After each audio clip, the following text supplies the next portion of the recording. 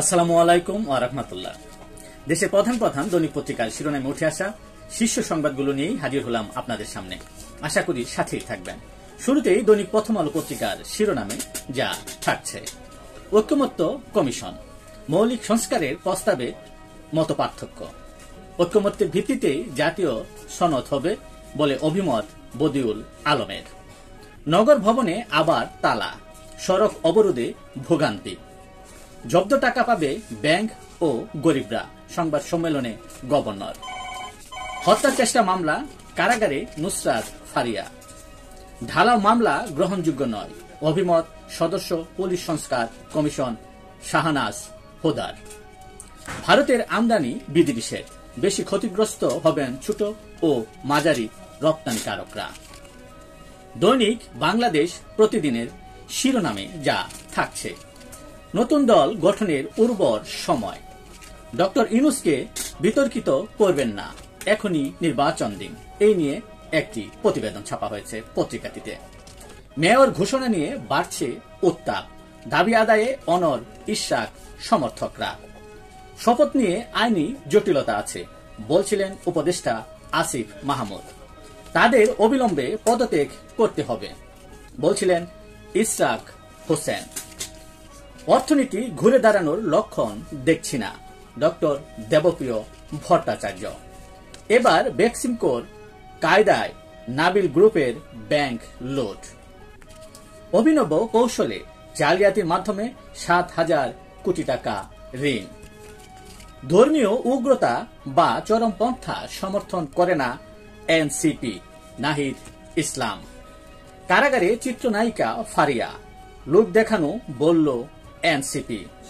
ইতালির প্রধানমন্ত্রী Giorgia Meloni ঢাকায় আসছেন। দৈনিক ইত্তেফাক পত্রিকার শিরোনামে থাকছে, লুটপাটের অর্থ ব্যবস্থায় বিশেষ তহবিল গঠনের নির্দেশ প্রধান উপদেষ্টার। নাগরিক প্ল্যাটফর্মের সংলাপে বক্তারা, অর্থনৈতিক সংস্কারে কম মনোযোগ সরকারের। দেশ অনিশ্চয়তার দিকে যাচ্ছে, আমির খসরু মাহমুদ চৌধুরী।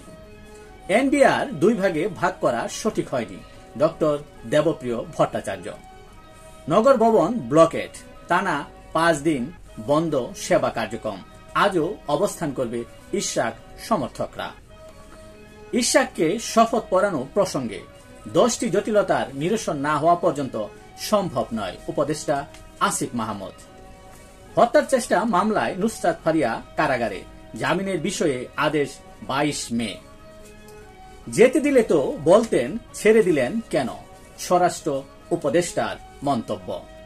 বিব্রতকর ঘটনা হয়ে থাকলো আমাদের জন্য, উপদেষ্টা ফারুকীর মন্তব্য। এই গ্রেফতার বিচার প্রক্রিয়াকে প্রহসনে পরিণত করেছে এনসিপি। সাম্য হত্যার বিচার সহ 3 দফা দাবিতে ছাত্রদলের মশাল মিছিল। তদন্ত প্রভাবিত করার অভিযোগ শিক্ষার্থীদের। দৈনিক কালের কণ্ঠ পত্রিকার শিরোনামে থাকছে, ডক্টর ইউনূসকে বিতর্কিত করবেন না, এখনই নির্বাচন দিন। এই নিয়ে একটি প্রতিবেদন। অস্থির অনিশ্চয়তার প্রভাব রাজনীতির সমীকরণে। চট্টগ্রাম বন্দর বিদেশিদের হাতে তুলে দেওয়ার প্রতিবাদে জাতীয়বাদী শ্রমিক দলের মশাল মিছিল। বেক্সিমকো মডেলে ব্যাংক লুটে নাবিল গ্রুপ। অর্থ উপদেষ্টার সঙ্গে বিএসইসি চেয়ারম্যানের বৈঠক। সূচক পতনে পুঁজিবাজারে করোনাকালীন ধারা। ডিসেম্বরে নির্বাচন চেয়েছি, নির্বাচনের জন্য বহু নেতাকর্মী জীবন দিয়েছে বলে মন্তব্য করেছেন তারেক রহমান। নগর ভবন ব্লকেট, ইশরাক সমর্থকদের আজও অবস্থান। শেখ হাসিনার দুর্নীতির অভিযোগ অনুসন্ধানে তদন্ত গলদঘর্ম দুদক। এনবিআর কর্মবিরতির জের, রাজস্ব ক্ষতি 11,000 কোটি টাকা। দেশ অনিশ্চয়তার দিকে যাচ্ছে, আমির খসরু মাহমুদ চৌধুরী। এনবিআর 2 ভাগে ভাগ করার প্রক্রিয়া সঠিক হয়নি, ডক্টর দেবপ্রিয় ভট্টাচার্য।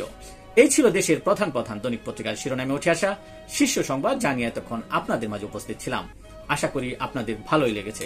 সার্বিক খবরের বিবেচনায় যদি আপনাদের কোনো অভিমত, অভিব্যক্তি, সমালোচনা কিংবা কোনো পরামর্শ থেকে থাকে তাহলে অবশ্যই কমেন্টসে জানাবেন। আপনাদের কমেন্টসের প্রত্যাশায় আজকের মতো এখানে বিদায় নিচ্ছি। আবারও দেখা হবে আগামীকাল ঠিক একইভাবে। সে পর্যন্ত অবশ্যই ভালো থাকবেন, সুস্থ থাকবেন। আসসালামু আলাইকুম ওয়া রাহমাতুল্লাহ।